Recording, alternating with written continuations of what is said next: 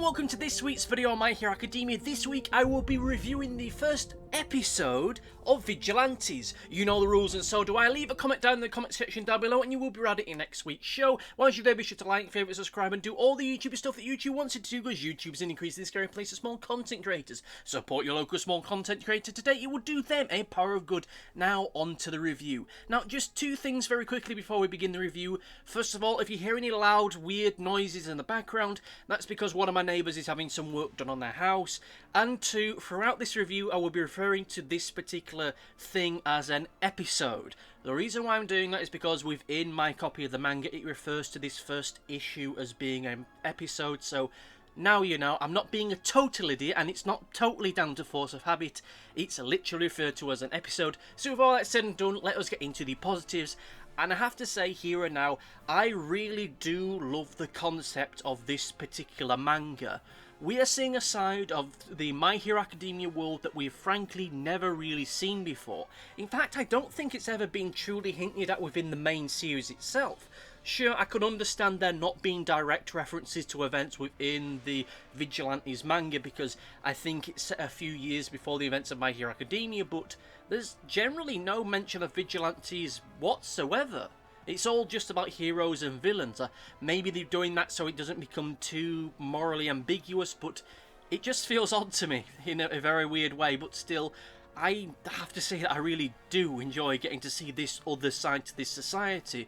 It's arguably shows a slightly darker and grimmer side of it, but not in a way that feels overly indulgent to me. And it's not in a way which I feel presents heroes as being awful and terrible. Like when I heard about this manga and when I started reading it, there was this part in the back of my head what was going, alright, so is this the moment where they're going to turn around and say, heroes are just kind of lame, man. I mean, they stop people from being like people and stuff, and, you know, they're just really lame and terrible, and I really think we don't need them no more. And that simply isn't the case here. Whilst there is a certain degree of cynicism here, it's not quite to the level that I was worried it was going to be. It shows that whilst heroes are there, they're not always there.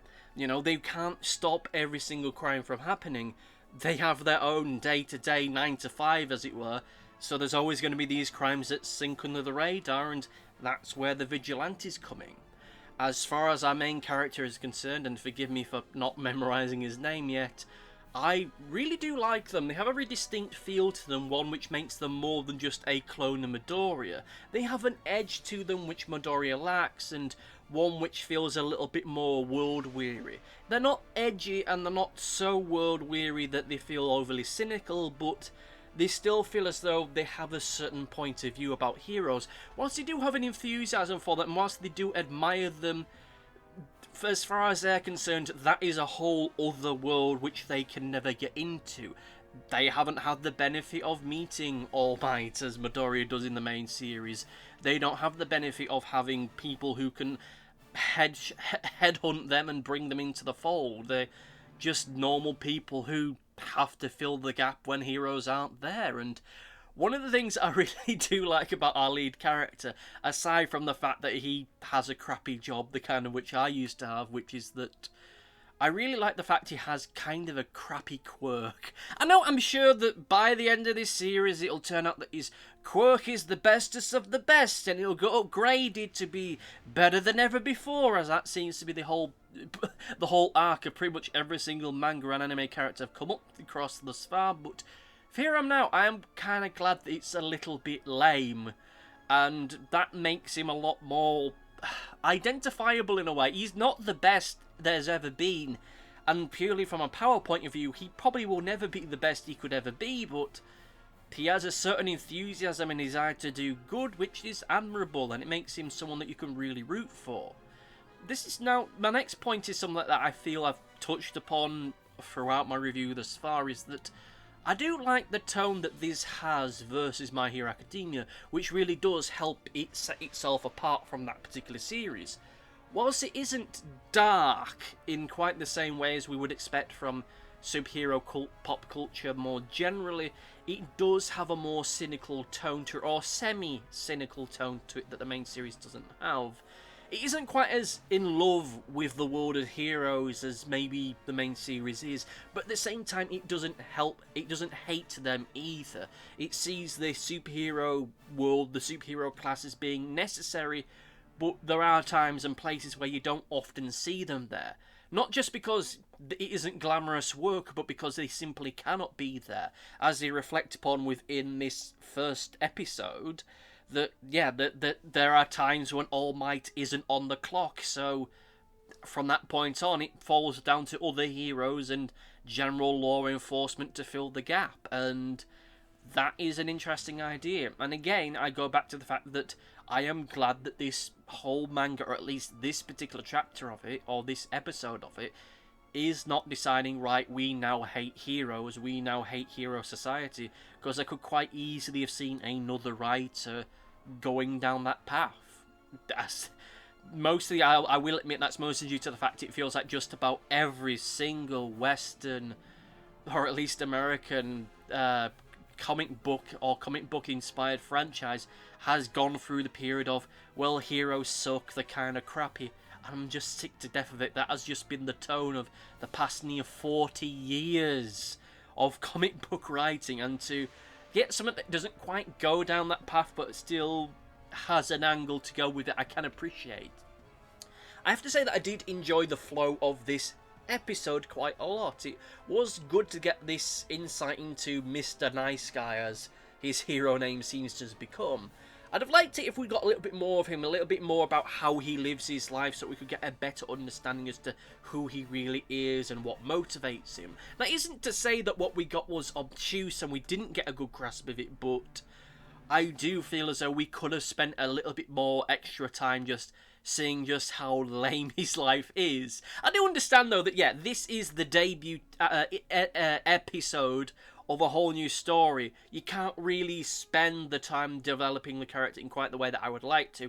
You need to have the big superhero punchy fighty moment.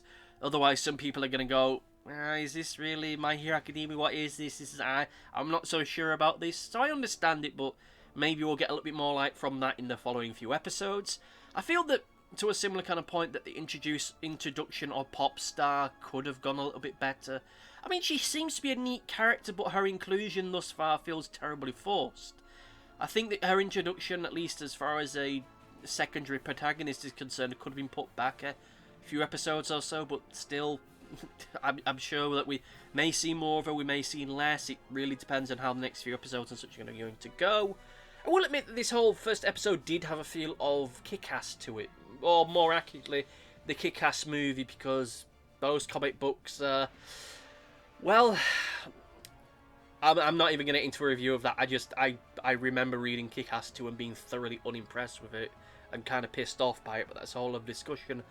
But with this one, this particular manga, with regards to Vigilantes, we're seeing a more grounded world view of this particular world. We're seeing it in a lot more of a nuts and bolts kind of way, in a way which feels far more grounded and less self-indulgent than Kick-Ass does. I will admit I have heard that Watchmen has been an influence on this series as a whole, which I will admit does make me a tad nervous, but we'll see exactly how that folds out. But again, that's a whole other discussion for all of a time. And finally, as far as positives are concerned, I think Knuckle Duster is a great character. He kind of crosses me as like this crazy All Might, this All Might that was just locked away for a little bit or went a little bit screwy. And I did like the little bit towards the end of the episode with him looking for drugs. Like, I know that this is probably connected to that smiling weirdo that we see towards the end of the episode, but I would be perfectly fine if his search for drugs was wholly unrelated. Like, he's looking for some other fictional drug that exists in this world and people that are being infected with it, and he just so happens to fall across this far bigger epic threat. But we'll soon see as far as that's concerned. As far as positive is concerned, yeah, there's a lot to love about all this, but of course, as we always do with this review, it's time to get into the negatives. And my first negative is the fact that this first episode of Vigilantes just feels like the first episode of My Hero Academia, but slightly different. It seems to follow the same kind of series as events, though flipped and altered ever so slightly, to just try and get some kind of difference from it. Almost like it, in some regards, it almost feels like a photo negative. Like you just change the identity and change the gender of a few characters, and it's pretty much the same story. And one of the things I do dislike about it is that I don't think I have the same level of emotion connection to Mr. Nice Guy as I did with Midori in his first episode, but this is a very different type of story, and I'm sure that as time will go by, that might well change. But still, with that said, everything in this episode just feels incredibly signposted. It's just plainly going who's who. Here's the mentor character, here's the potential rival / love interest, and it feels very deliberate to me. Again, this is the first episode. This is essentially the pilot episode of this series, so it kind of has to. It kind of has to go to these lengths so that people get a good grasp as to whether or not this is something they want to do or want to go forward with. But for me, it feels a little bit too forced for my liking. Also, I feel that more could have been done to establish our lead. Like I said previously, whilst I do like them thus far, and I do feel as though they offer an insight and a point of view on this world that we didn't really get with Midoriya, I do feel that, again, I had more of an emotional connection to Midoriya at the end of his first episode than really I do with Mr. Nice Guy at the end of his first episode. I think that this whole episode spent a lot of time building the world and building the situation, but not really doing quite as much to build the character. Though, of course, with that said, I think that's more of a sense of taste thing, because also the argument could be made that, yeah, we do get a clearer sense to Mr. Nice Guy's situation a lot more than what we did with Midoriya, because Midoriya's is self-evident. He's a kid that wants to be a superhero, but he doesn't have superpowers, and he gets bullied at school. These are all things that you can pretty much relate to, regardless of your age, because at some point or another you've pretty much gone through that yourself. With Mr. Nice Guy, that's a little bit harder, bearing in mind that his world functionally differs so drastically from ours. Yes, I can relate to him because I used to be in a crappy go-nowhere job, and I've had bigger ideas and ambitions in my life, but that doesn't quite hit me emotionally in quite the same way as Midori's story does. Well, with that said, I'm sure this will be improved in future episodes. And my final criticism for this particular opening episode, and this is one that might make me sound like an idiot, so I'm going to do my best to explain it, which is that I feel that the layout of the panels can be overly confusing for my liking.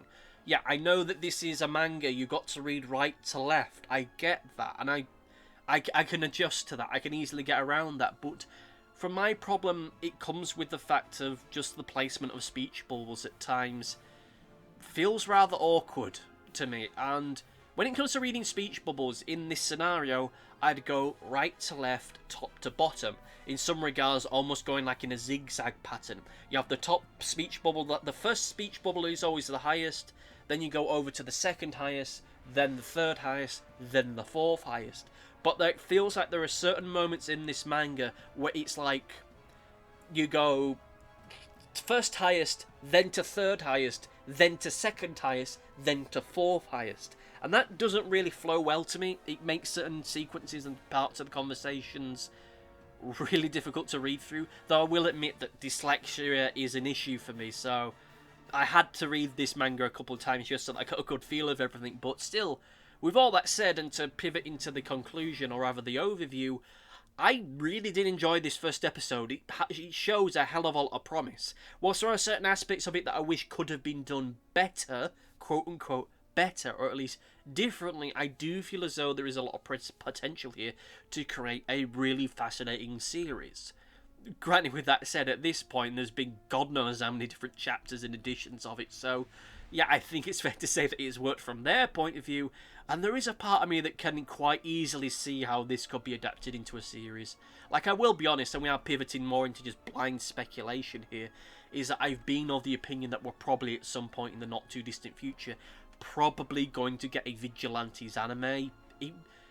I'll be blunt, it feels like leaving money on the table if they didn't do that, and bearing in mind just how many episodes you could do of all of this already, there really would be no need for any kind of hiatuses and such. Like, they've got everything that they need, and there are certain sequences, to speak more pointedly on the art style within the manga itself, which feel like they could quite easily be used as storyboards for an anime.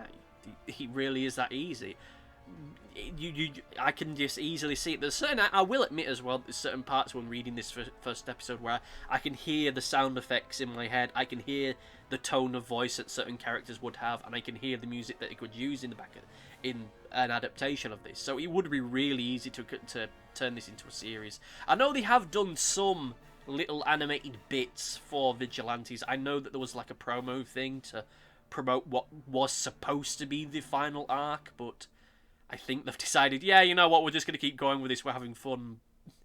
Which might be the reason why My Hero Academia is ending where it is, but whatever. I have enjoyed what I've seen so far, and I look forward to seeing what else there may be. I will admit that when it comes to doing news reviews, I don't know how many I'm going to be able to get done, because I don't exactly have the money to be buying these little episode collections every other month, but I'll do my best. And of course, with all the storyline ideas, all the theory videos I will be doing, we'll just see how it goes. And of course, this video might be a total bust and no one ever wants to hear me do reviews of My Hero Vigilantes ever again, so we'll soon see. If you want me to do more My Hero Vigilantes reviews, let me know in the comment section down below. Like the video, favourite, subscribe, click the bell, do all the YouTube stuff. If you want me to, you need to, just keep doing that. The bigger a response I get to this, the more likely it is I'll do more reviews of this. If it kind of peters out after 5 episodes, then I'm probably not going to go through until however many there are of this.